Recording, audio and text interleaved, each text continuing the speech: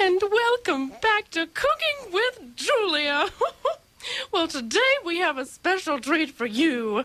Now, baby belugas have been very popular in the media today, and you've seen them on TV, you've heard songs about them, baby beluga, baby beluga. And now I'm going to show you how to cook one. Now, all you need to cook a baby beluga is a large bowl, some salt and pepper, and a beluga whale I recommend to be about 2 or 3 months old. Of course, for baby beluga whales, the fresher the better. And this one I have here with me today was caught just this morning by my friends, the poachers from the People's Patagonia Liberation Militia. And they are just the loveliest people you'll ever meet in your entire life. Now, we're going to take our knife and... Oh, no, not that one. We're going to need a bigger knife than a butter knife. Shunk. Whoop, there we go.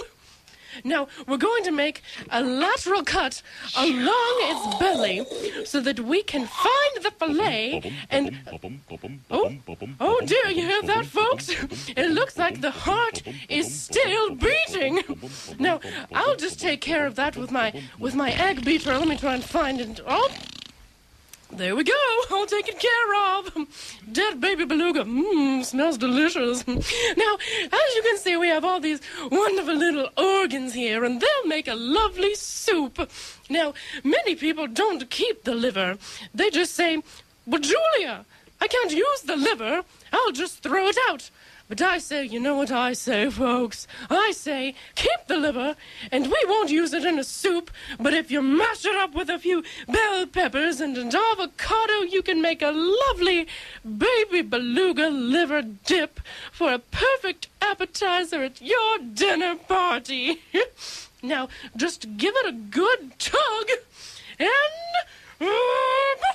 a toodle pip, there we go. Now, we'll let this cure for a moment and come back to it. Nothing I like to see more than a disemboweled baby beluga. Now, we're going to set that aside and let's go over here to my frying pan. And I happen to have with me bald eagle eggs. Never underestimate the power of bald eagle omelets to complement a good baby beluga bouillon or sea turtle roast or what have you. So, we're just going to crack them open and... Would you look at that, folks? Look at these eggs right here. Frothy and bubbly, and my mouth is watering. Okay, there we go. Now, let's return to our snow leopard. Now, in the last hour, we cut the snow leopard chops, but remember I told you not to throw the extra bits of the snow leopard away, and here's why. Come here and listen to old Julia, folks. This untouched snow leopard head makes a perfect centerpiece for our table. Now, of course, the jaw still hinges. Hello, Julia, how are you? I make a lovely centerpiece. But where are my feet? Well, Mr. Snow Leopard, we saved them over here. And now we're just going to walk the little snow leopard feet over to the table and voila!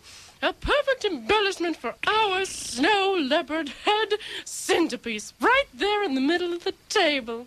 Now, we have a caller on the line, so why don't we take that while we wait for our Mr. Baby Beluga? Hello, caller. Hello? Hi, Julia. Wow.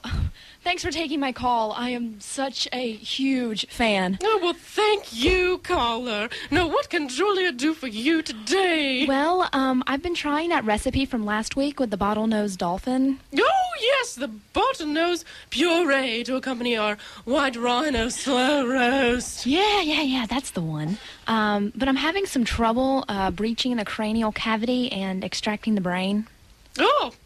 Oh, dear. Well, caller, the trick to the bottlenose is to insert your knife straight up the top of the snout and between the eyes. You just go, whoop, right up there. Oh, okay. I see. All right. Now, should I keep the eyes? Well, oh, yes. A dolphin eye's perfect to fill the blowhole, which is essential for any proper arrangement, of course. I mean, anyone knows that. Mm-hmm. And there's even a use for the other one. Really? Do you have any children? Oh, yes, I do. A little boy. He's 7. Oh, well, splendid. That is so precious. Now give the eye to him. You can bounce it off the floor, off the wall. It's quite fun. When I was a child, we used to spend hours bouncing dolphin eyes down the hallway after dinner. They just go boop, boop, boop, boop, boop. Now, caller, I'm going to have to go because it's time for a break. But when we return, the last piece in our exotic banquet, a lovely ivory-billed woodpecker. Now, this can be a little difficult to find in your local grocery store because for the longest time they were thought to be extinct. But they just found one. I'll make it in a stew when we return to Cooking with Julia.